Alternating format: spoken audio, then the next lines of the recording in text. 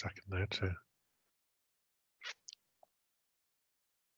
And I'm just going to camera so I can focus on the presentation. So tracking and analysing progress at Key Stage 4 using the SIMS software.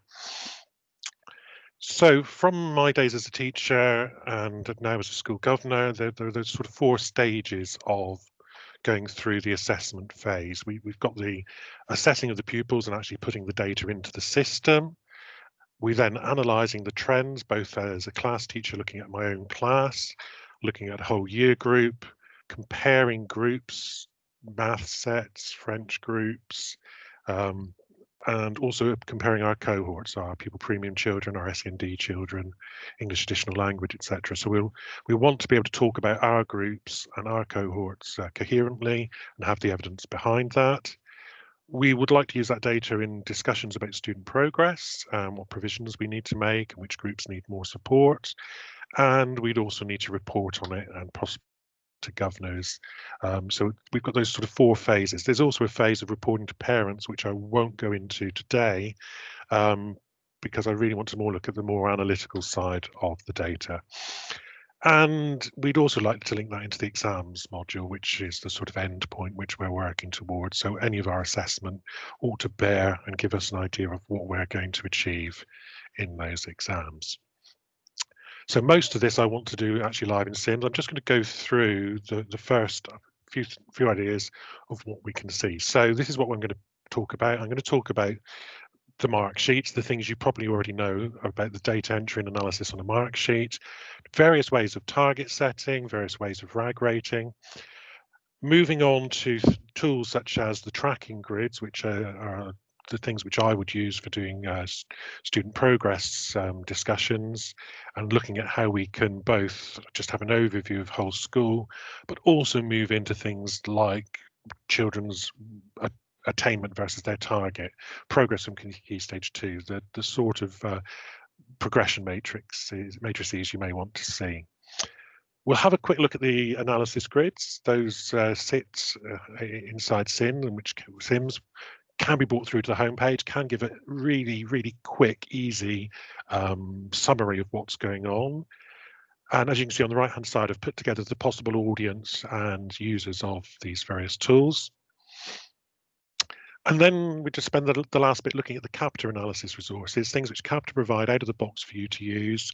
The templates to collect the data, the mapping tool, which we will need to map our internal qualifications, our internal assessments to some Capta ones, which they use in their reports. Have a look at the reports and the Discover charts, which are part of that tool set. So I won't spend any more time here. I'm going to come out of this now and I'm going to go live into my Sims data and just have a quick look at everything which I've talked about. I apologise that the screen might appear a little small. As I say, we'll make this presentation available afterwards. So on my list, the very first thing we're going to do is we're going to go into a mark sheet. I'm going to just use a Year 11 group and maths as the subject to take you through the various steps of the assessment progress. I just have to wait for my Sims to catch up with me. This is quite a large mark sheet, but it shouldn't take that long. Say quite a large mark sheet, there's actually a lot hidden away in the background. So just want to talk you through things. I'm aware that most of people watching this will already know a lot about mark sheets. I just want to talk about some of the things which are slightly different here. The standard bits of having the students' names, the cohort details we know about. I've pulled through some calculated values for Key Stage 2, the average fine point score and the average fine level. So this is a Year 11 group who still have the old-fashioned national curriculum level qualifications. This would work equally well if we had pulled through a scaled score. We would do some different manipulation to it, but we can also work with that data. We could even simply work off the Key Stage 2 teacher assessments of greater depth, expected, working towards, etc. So we've pulled through some contextual data, and then we've got our input. grades. So this is the attainment for maths, which have been input. As you can see, the whole year has been input.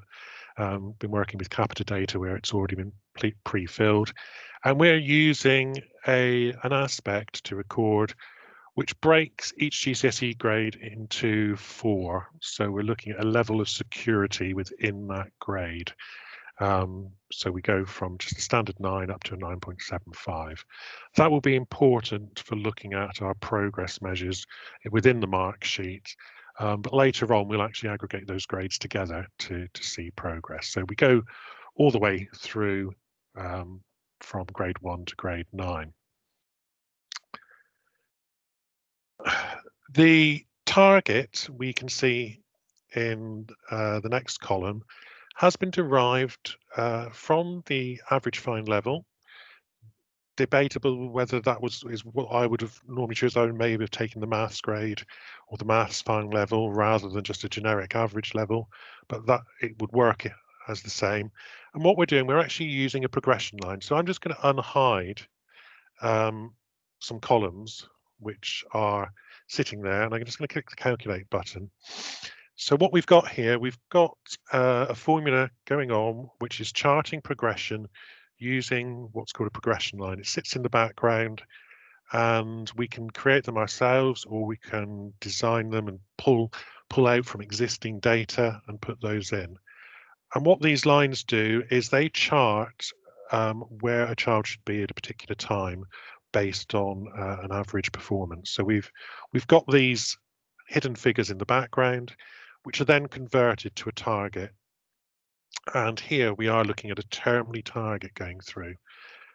In other schools, we might want to put the target as an end of year target and then work backwards and look at how that's going on. So there's our target. That's built up, as I said, using what's called a progression line. So here's the formula. It's a prediction using a progression line, and it's using it as something which we've set up just to give a certain amount of progress in a certain period, which we will have a slight look at that later on. So there's the target based on that score, and then we've got a differential, the difference between the child's actual performance and their target grade. That's as a little decimal, and then we are rating the initial attainment on whether the residual is positive, whether it's negative, and also within there, if anything is greater than 0.5 above the target, we're going sky blue. Between 0 and 0.5, we're going green. And then children who are working below target, we're colouring in either amber or red, depending on how far they are from their target. So we've put that together. We've got that going on for each subject, and we're tracking across there. Of course, as a teacher, I still have all the tools to do a grade distribution, to show the number of children I've got in place, how many working within each range. And for some reason, Capita put this at the end. We've got our on or above target, except this has got an at symbol for way above target. And again, we could do the grade distribution to see how many children we've got working way above target, on target, below, and very below, which are what these symbols are representing. So all that's being calculated on the mark sheet. Class teacher, again, is the option to filter.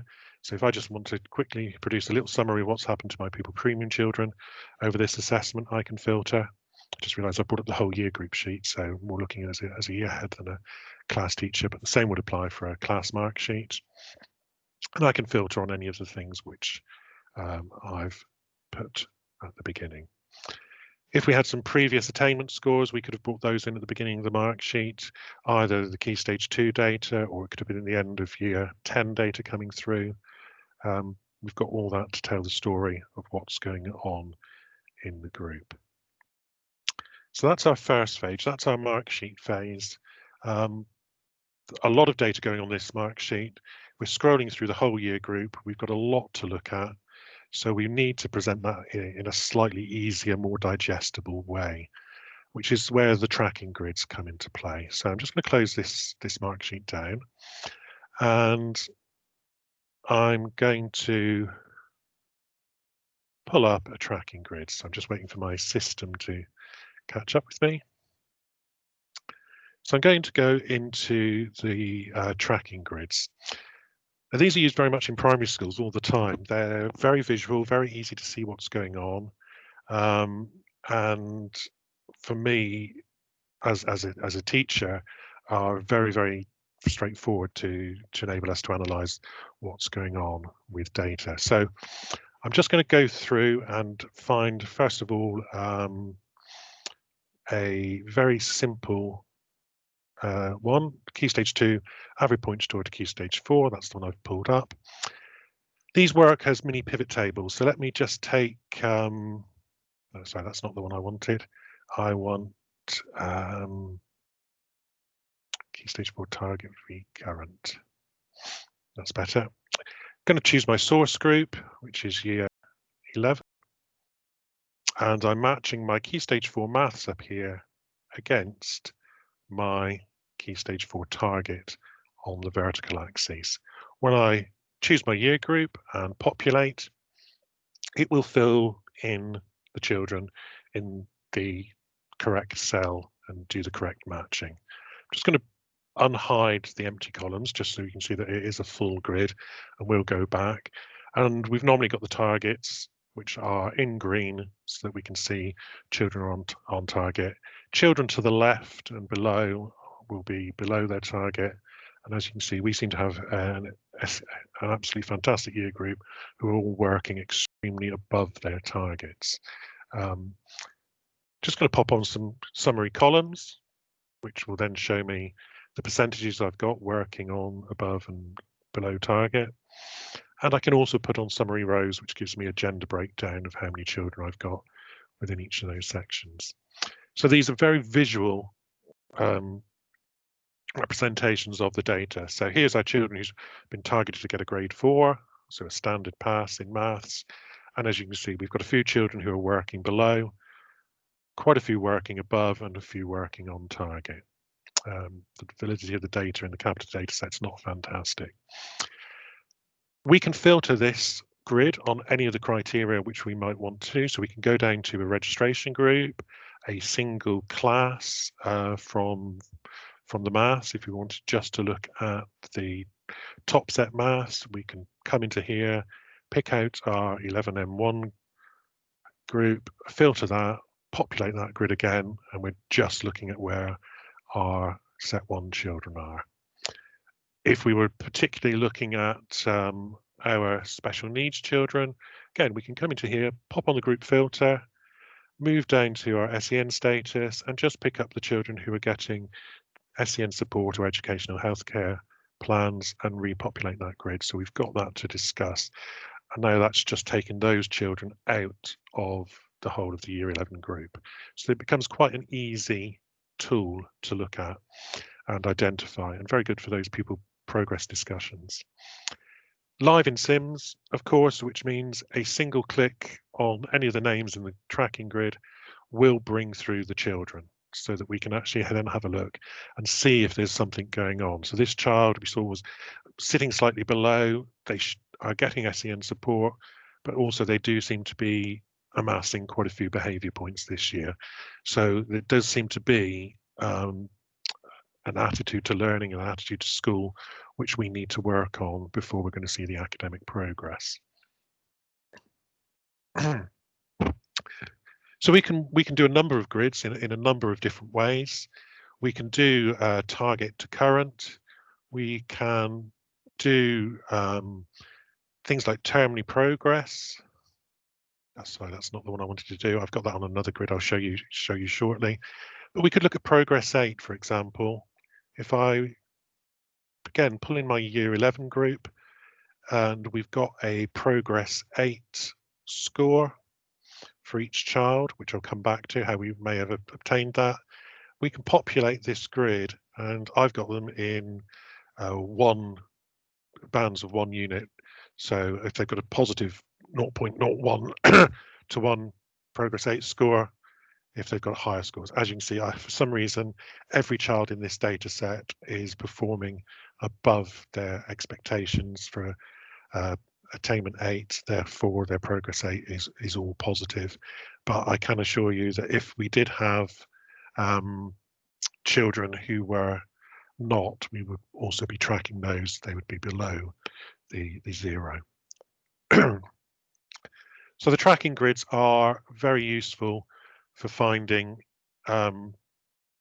students at any level. Here's another one, looking at fine point scores at key stage 2 and contrasting with their key stage 4 maths. And again, we've got the similar pattern of children working on target, above target, below target. And as you can see, a target could span more than one cell. So here the target is to be either within a 3 or a 4. The actual grades sitting behind there are the 3I, 3II, and 3III, so that you have got the graduations. But for the purposes of this grid, we've amalgamated them into one grade. Otherwise, the grid becomes very difficult to manage. So those are tracking grids. You build them through a template, you set up your grade patterns, and the data will pull through. There's some very good documentation in the documentation center in Sims on how to construct a tracking grid. Again, we will point to you towards the end. So that's our second phase, and then we have our leadership tools, the ones which give an executive summary, and I've pulled through 4 types of these to my actual homepage in Sims. They will sit on my homepage. They're a little bit grey, and they've been around in Sims for over a dozen years, but they do a job of pulling data through and showing me what's going on after a particular assessment. I'm just going to take you through the 4 types, just with an example of each. So this first one, I'm just going to go large on this to bring it up, just so I can see all of it. This is a very simple matrix. It's got my grids, my groups, my year 11 maths groups down the left-hand side and the whole year group at the top. It's got the GCSE grading across the top. Again, this is aggregating the grades into one, and then it shows the number of children I've got working within each grade boundary. At any stage, I can click in there. So if I want to see who these high achievers in set 5 are, who are being graded at grade 7, I can double click into any cell, and I've just realized I've got percentages on, which is why it's showing Josephine Wilkinson, the one person. So I've got this one set to show percentages, which I've rounded up to the nearest whole percentage. So that's called a group analysis. It works on a pattern of groups down the left-hand side against grades and picks on at one point in time. So this was the year 11 assessment point 1, and just looking at maths in one place. Great for head of department to have a very, very quick overview rather than having to go through a large mark sheet and pull that data out. This is an overview of term 1. I'll just let that one catch up on the screen. And this is year 11, term 1, assessment point 1 overview. All my subjects down the left-hand side and the grade distribution as a percentage. Again, this time I've left the decimal places into the cells and showing me the percentage of children I have working within each of those grade bands. Double click in and we can see the number of children we have working and their actual grade. So we can see here that 6 does represent a variety within the grade band. If I want to go further, as it says here, double click for further details, I can get into Timothy's record with a double click and see if there's anything I need to pick up which might explain his grade or why he's struggling, why he's not making as much progress as we'd expect him to make. Coming to my right-hand side, year 11 maths by term. Again, I'm just going to pull this up so it's in isolation on the screen. This again is tracking that one subject maths for year 11 and tracking it through our 6 assessment points, which are in this Capita data set, and showing me the number of children working within each band as we go through. Again, any point, double click in, find out who the children who are still working within the grade 3 band at the end of term 6. And my last one is what's called a chance analysis. This is a little bit like that tracking grid. It's showing me plotting one against the other. So again, this is a year 11 who did the national curriculum levels. So these are my children with national curriculum level 5, and this is where they are currently in terms of their attainment as judged by the teachers. This time I have got numbers rather than percentages. So each number does actually represent a child as we go through. So again, these are a set of tools which exist. They are set up under the assessment menus. We've got our aspect, our group analysis, results set and chance analysis grids which sent up, and they use the same patterns as our tracking grids, which is useful. So once we've set up a pattern for our grades across the top for the columns, that transfers naturally from one grid to another.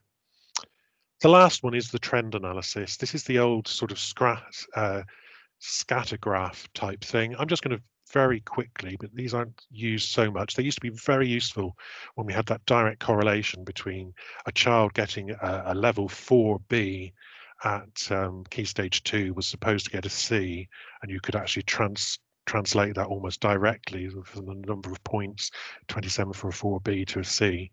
But you can do something similar with this scatter grid, and I just want to go to that one. For example, this is their Key Stage 2 maths. There's their average fine point score across the bottom. So we see we've got a lot of children scoring between about 11 and 25, 26, have an average point score at Key Stage 2.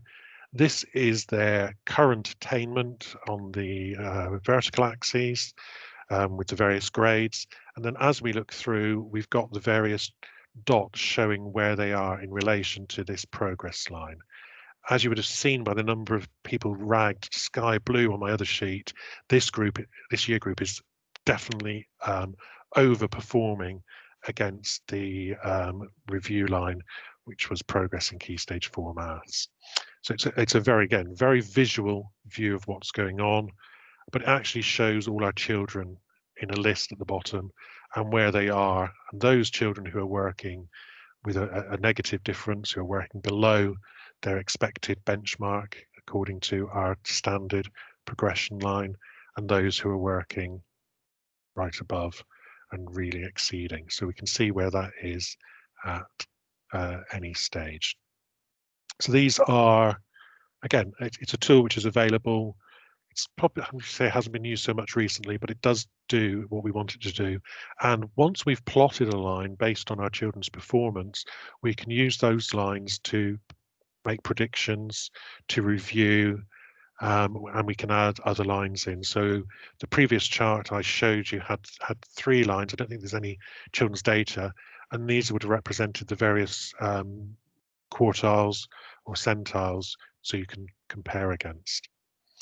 Again, I don't have time to go in great detail to how to do these, but there is a tool which we can use to set up our lines, and where you can set up the values. So for example, if we wanted to set up a progression line and we wanted to map where grades went from. So let's say we had a scaled score of 70, which is probably the lowest you can get at Key Stage 2, and we were mapping that to a GCSE grade of 2, we can put 70 and 2 in here, we can put 140 to 9 in here, and it will plot that line as an expected progress line, which we can then use in some of our grids.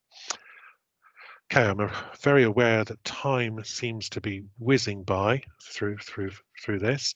So we'll go on to what's called the Capita resources. So the Capita resources produce a series of reports and charts which we can use. There are several phases to this. There is a mark sheet, which is an overview of a particular term, but this does rely on grades having gone into your system using your data, and then that data being mapped to some standard Capita aspects which sit in the system and which allow us to calculate. Now, this is an extremely large mark sheet because it takes in every single possible subject: GCSE, BTEC, things which sit in the EBAC buckets, things which sit in the other bucket, various maths qualifications, and as we can see here, they are being pulled through. So this is my mark sheet, and as we go across, we can see a variety of columns which relate to grades which have been put in by the teachers on their mark sheets and then translated into grades, into numbers and grades. And then the interesting bits start to take place here, where it's beginning to look at whether the child has a standard pass in maths. This is the first of the columns.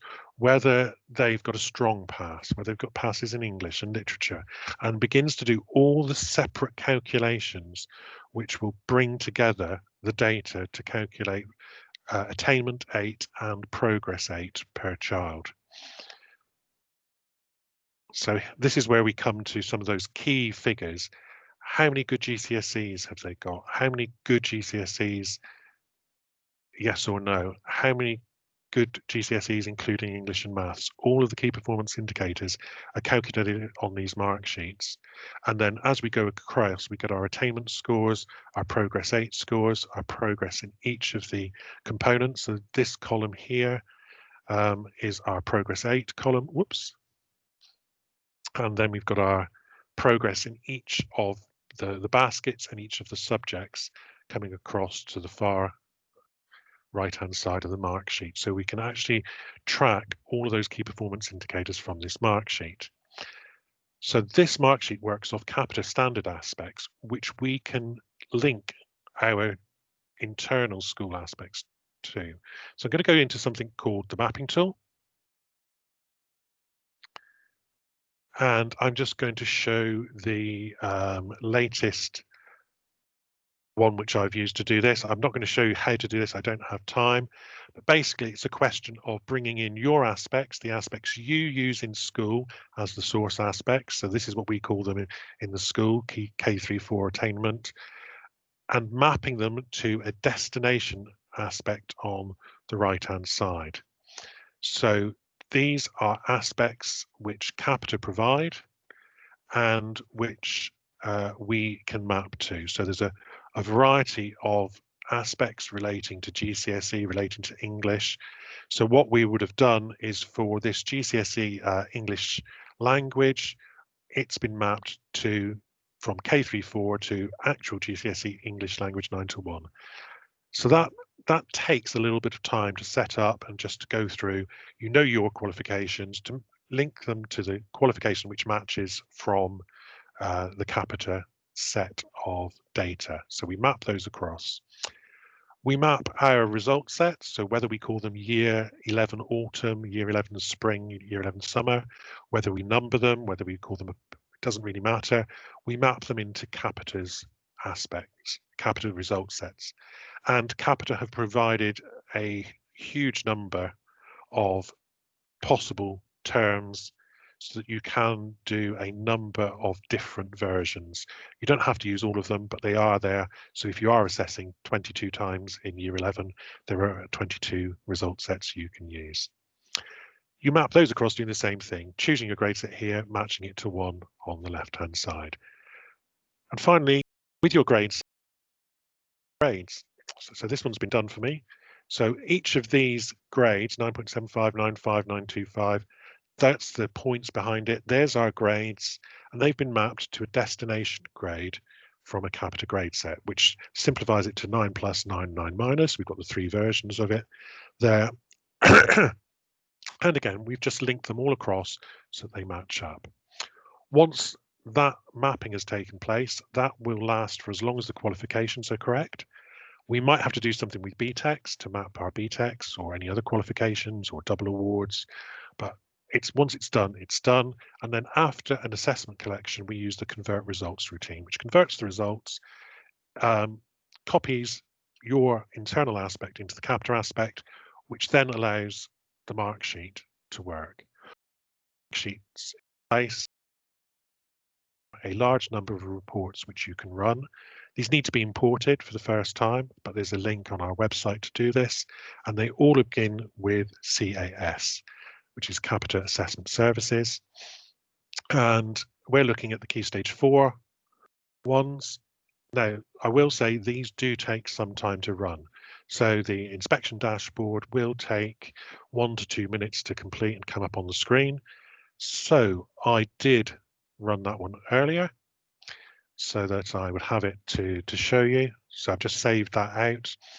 And there's a variety of pages. I'll just come back to this one. This is our very simple analysis. It will map to any of the terms we've mapped.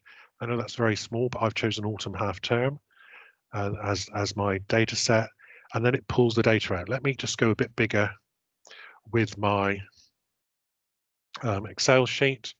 Just try and bring that through.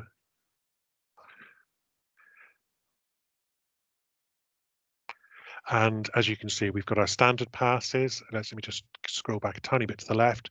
So we've got our cohort, our types of cohort, our numbers, our Key Stage 2 average point score for this group being a year 11. We've got our standard passes and our strong passes, our standard passes in maths, our strong passes in maths.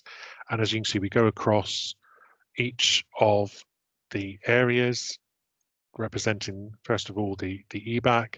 And then at the bottom, we've got our progress measures, our progress 8 and attainment 8 measures, all popped into the system so that you can see that.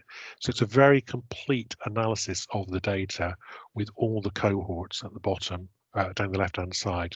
So we can look at our pupil premium against non-pupil premium, SEN against non-SEN, etc. Allied to that, on this one, there are a whole series of Raise Online type dashboards. So this is looking at our overall progress 8 and attainment 8. We've got the possible range for grades to be in. We've got the place where all of our pupils sit. Pink is for disadvantaged, yellow for other. We've got girls, boys breakdown. We've got SEN and statements and support. So we've got that whole idea of where our children sit and also where we sit against national averages. And there are a number of dashboards that you can see across the bottom of my for humanity threshold values with descriptions of what each one does, and actually with a very good instruction page at the beginning of to how this works. But this is feeding off the data from that mark sheet. There are a number of reports which exist in the system. Some are simple pivot tables, some are much more complex analysis. They just require that original mark sheet to have been had the calculations done to pull out all the individual components of data which feed this. And then sitting behind that, I won't show the other reports because I'm very much running behind time. You do have Discover. And within Discover, there are a number of charts which are available. I'm just going to go to 2 years ago to get my latest exam charts out of the system. And I'm going to bring that in by going to my Key Stage 4 grade distribution graph 2 years ago, which gives me a very quick view of what the data is. Again, this has been calculated from the grades going through. This is actually working off the existing exams, but we can do exactly the same thing on our current performance, bringing in our subject. Each of these sections represents a grade. So we've got a grades going from 8 down to 1. Double clicking in a simple cell, a simple part of the graph shows us the children sitting behind the data, and the ability to cross-reference by dragging and dropping any other thing. Any other criteria such as Pupil Premium on, and the ability to drill in. So if you want to take our maths and drill into it to see what the performance is by a particular group, we've got a very suspiciously filled pattern where each of the top sets were getting good grades. Normally that should be a stacked bar. It's the Capita data is not fantastic, so the system. And there are a number of charts which are provided for things like residuals. So again, this is working off exam data, but it could be working off termly data, where we can drill into any of the subjects, look at the classes, and look at how the residuals worked out for each of these subjects. So obviously here, our subject is working extremely well above the line in biology and chemistry, slightly below or very below in arts and design. And if we take one of the ones a little bit nearer the zero, we'll probably see we've got a mixture of sets where children have worked better than expected and sets where children have worked lower than expected. And there are a whole series of things we can do in terms of the termly assessments as well. We can bring that data through and have a large number working off the same data which was sitting in the mark sheets and which has been transferred through by the mapping tool so that we can bring them up to see where our children are currently sitting in relation to the data.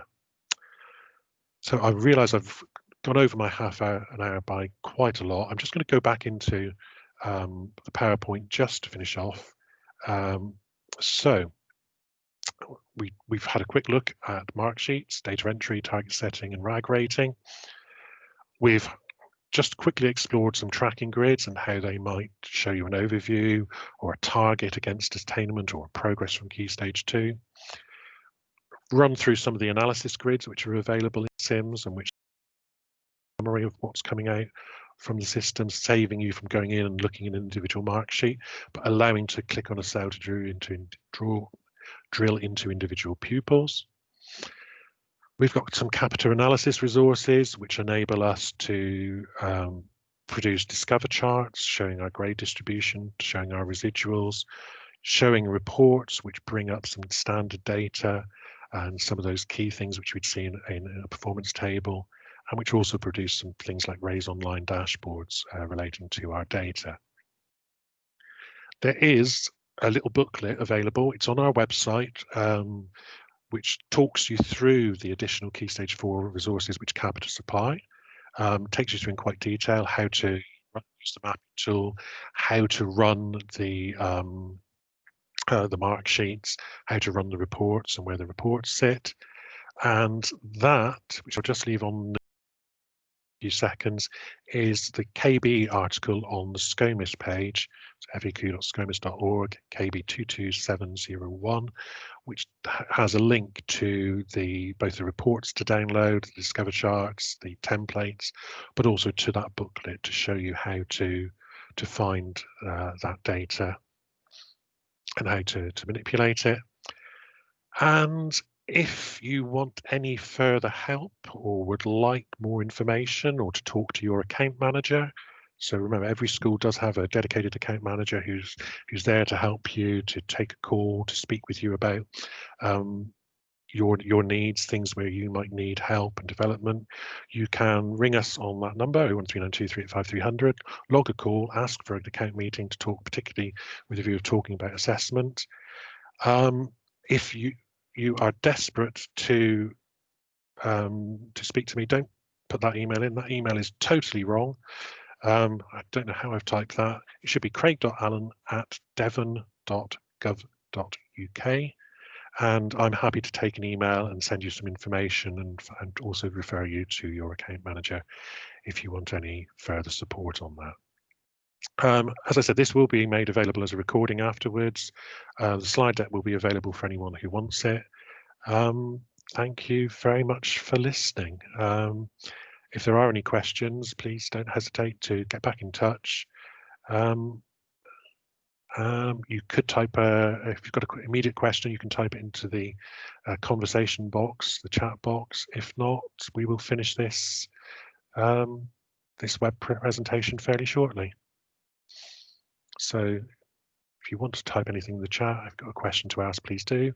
If not, we will finish in the next couple of minutes. Thank you for attending.